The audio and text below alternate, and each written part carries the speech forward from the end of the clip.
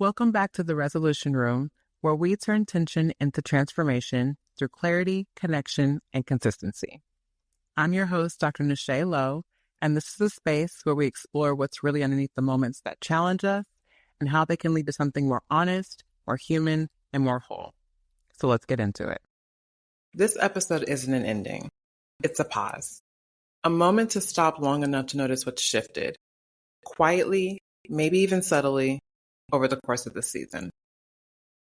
Season 2 wasn't about giving answers or offering quick clarity. It was about staying present with complexity, about noticing patterns instead of rushing to fix them, and about practicing something different, even when that difference felt uncomfortable or unfinished. Before we move forward, I want us to slow down, not to summarize what we covered, but to reflect on what this season may have asked of us. Because reflection is where learning actually settles. Segment 1. What this season required. This season required a different kind of attention. Not the kind that looks for productivity or outcomes, but the kind that stays curious when things feel unresolved. We talked about systems instead of shortcuts, patterns instead of personalities, and practice instead of performance. And that kind of work doesn't always feel satisfying in the moment. It doesn't give you the rush of breakthrough or the certainty of a conclusion. Instead, it asks for patience. It asks for restraint. And it asks for the willingness to sit with questions longer than what feels comfortable. That's not accidental, because most of the challenges we face, personally, relationally, and collectively, aren't problems of knowledge. They're problems of pace.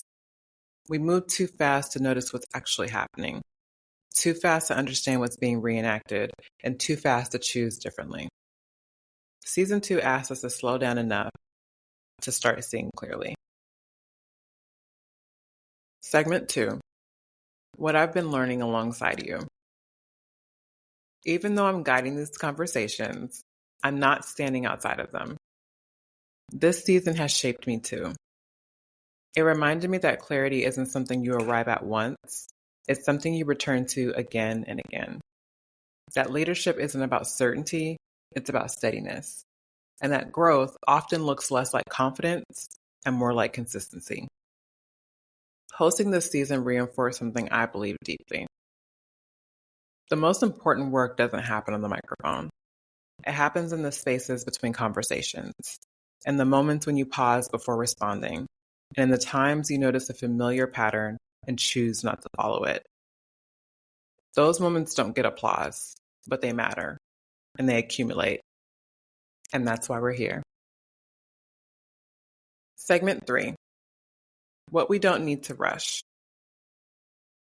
We live in a culture that pressures us to move on quickly, to optimize, to brand growth, to show progress before it's fully integrated.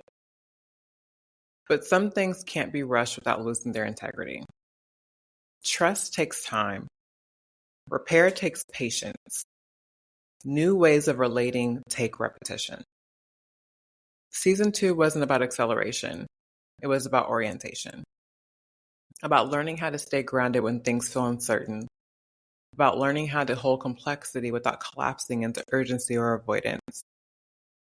If you're still sitting with questions, that doesn't mean you missed the point.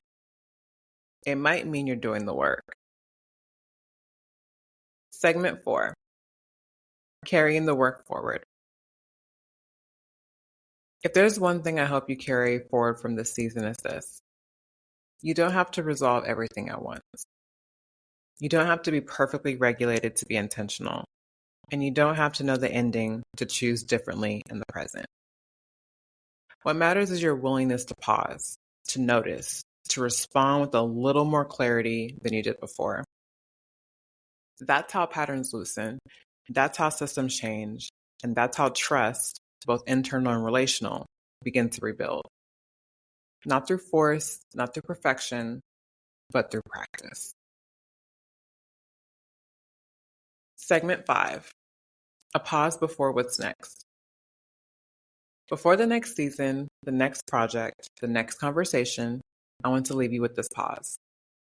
A moment to ask yourself, What am I seeing more clearly now? What patterns feel less automatic than they used to? And what choices feel more available to me? Those answers don't need to be dramatic. They just need to be honest. Because the work we've been talking about doesn't announce itself loudly.